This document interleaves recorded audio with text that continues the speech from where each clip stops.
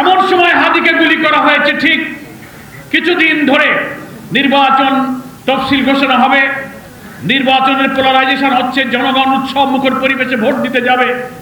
সেই নির্বাচনের ময়দানকে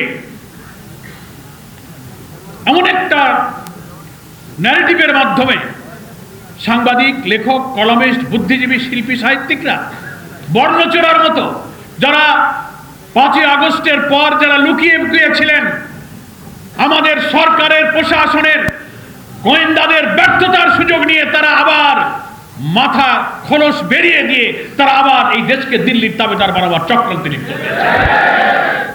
তারই অংশ হিসাবে আমি মনে করি আমাদের স্নেহস্পদ সন্তান এই হাদিকে খুন করার জন্য তাকে গুলি করা হয়েছে।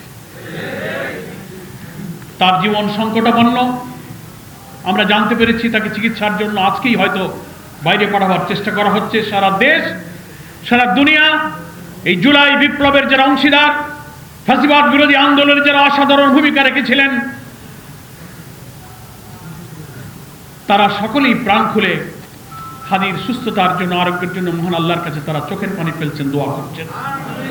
আমরা আল্লাহর কাছে আজকের এই আলোচনা সভায় দোয়া করছি, ভারতীয় আধিপত্যবাদ বিরোধী দেশপ্রেমিক যে শুধু নিজের জন্য নয়, দেশের জন্য এবং প্রত্যেক ফ্যাসিবাদ বিরোধী রাজনৈতিক শক্তিকে এই ন্যারেটিভ দিয়ে একটি জুলাইয়ের চেতনায় ঐক্যবদ্ধ রাখার জন্য সে অকুতোভয় সংগ্রামী বার্তা ছড়িয়ে দিয়েছিলেন, সেই হচ্ছে শরীফ ওসমান হাদি।